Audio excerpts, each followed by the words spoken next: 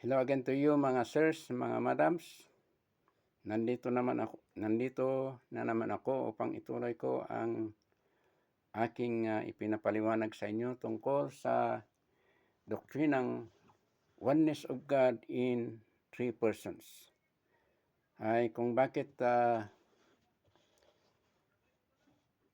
hindi ko hinahayaan itong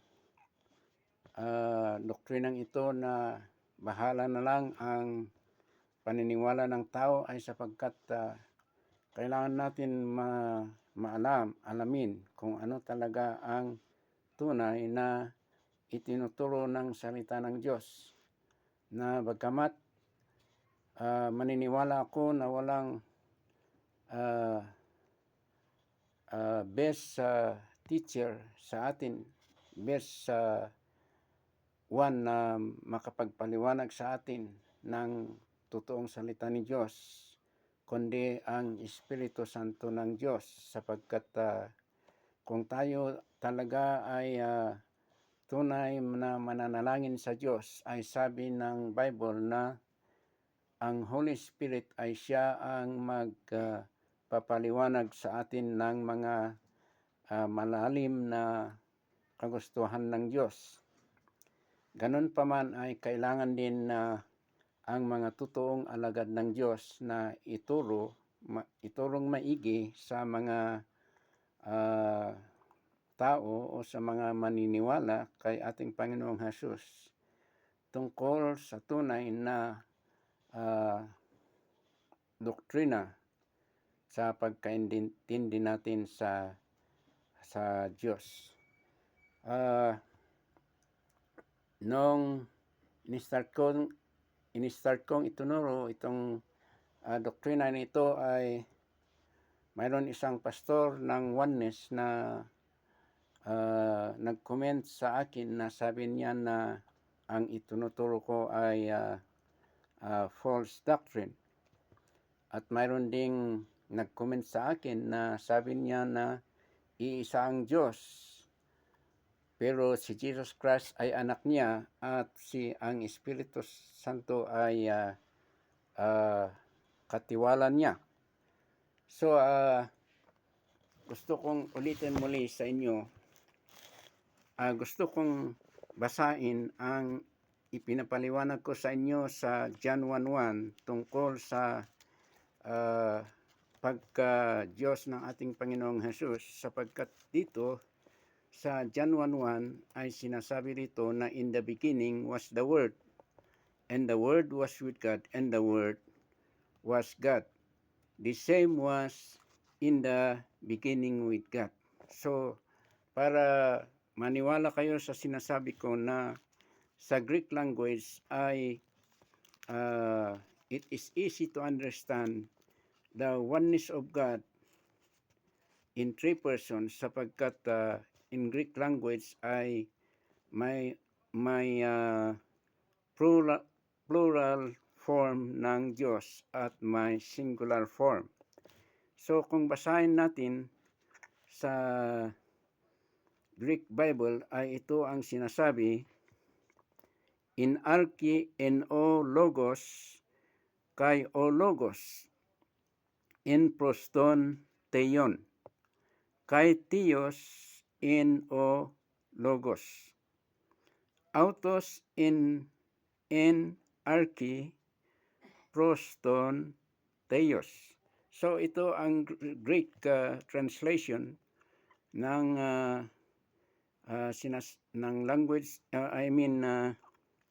English language, na sabi doon na in the beginning was the Word, and the Word was with God, and the Word was God. The same, or this logos, was in the beginning with God. The same logos being said here was in the beginning with God or with Theon. So, ito po ang maliwanag na sinasabi ng salita ng Diyos. Now,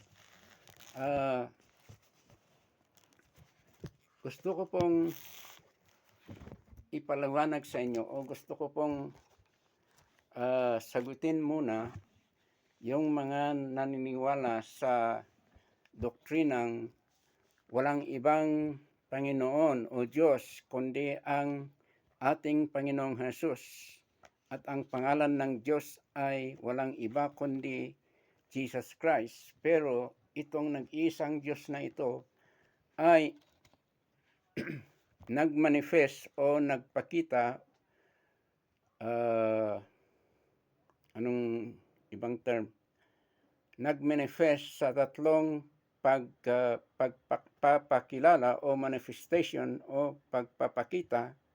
Siya ay nagpakita noon in the Old Testament time na God the Father, at nung siya ay pumunta dito sa mundo ay nagpakilala na Diyos Anak, at nung siya ay pumunta sa langit ay nagpakilalang Diyos Espiritu Santo. So ito ang paniniwala ng mga naniniwala sa sinasabi nating oneness o Jesus only. Pero gusto kong ipaliwanag sa inyo ang matatagpuan sa ito ang unang refutation ko o refutation natin sa doktrina ito na ito, at ito ay matatagpuan, unahin nating i-explain sa ang Philippians chapter 2 verse 6 to 10 o 11. At sabi dito, who being in the form of God did not consider it robbery to be equal with God, but made himself of no reputation, taking the form of a bondage servant, and coming into the likeness of men, and being found in appearance as a man, he humbled himself and became obedient to the point of death, even the death of the cross. Therefore God also has highly exalted him and given him the name which is above every name, that at the name of Jesus every knee should bow, of things in heaven and of those on earth and of those under the earth, and that every tongue should confess that Jesus Christ is Lord, to the glory of God the Father. So, ito maliwanag dito na ang nagbigay ng pangalan sa ating Panginoong Hesus Kristo ay walang iba kundi ang kanyang Ama o ang Diyos Ama. Siya ang nagpangalan sa ating Panginoong Hesus ng pangalan na ito na Jesus Christ. Sapagkat kung i-translate natin ang Jesus Christ in its literal meaning ay Jesus Christ just means anointed Savior. So, kailangan maintindihan natin na ang Jesus Christ ay hindi lang pangalan ng anak ng Diyos, kundi ito ay title ng anak ng Diyos na siya ang tagapagligtas ng buhay ng tao. At sabi dito,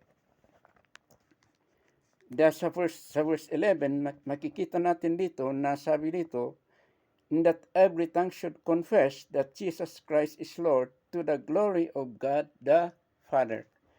At ang purpose kung bakit naibigay ang pangalan natin sa ating Panginoong Hesus ay para lahat ng tao ay ikonpisar na ang anak niyang Hesukristo ay siya ang Lord o siya ang Panginoon para sa glory ng kanyang Ama, o sabi dito, God the Father, for the glory of God the Father. So, ito ang mixing explanation ko sa inyo, at sa susunod ay magbigay ako ng iba pang proof kung bakit ang Ama ay iba sa anak at ganun din sa Espiritu Santo. Thank you very much, and I hope to see you again next time.